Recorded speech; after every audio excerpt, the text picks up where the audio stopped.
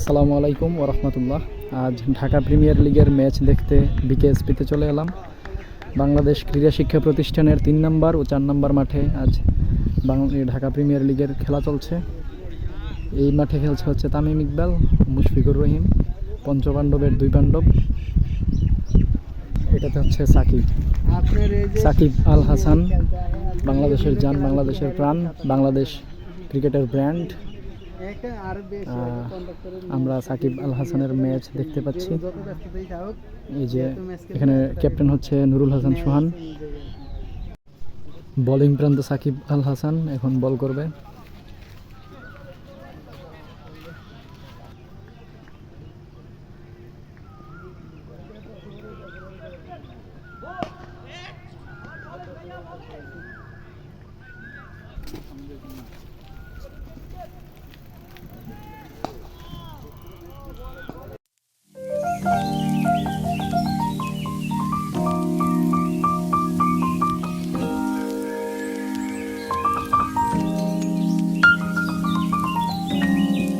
ইতিমধ্যে সাকিব আল হাসান তার ওভার শেষ করেছেন, স্পেল শেষ করেছেন।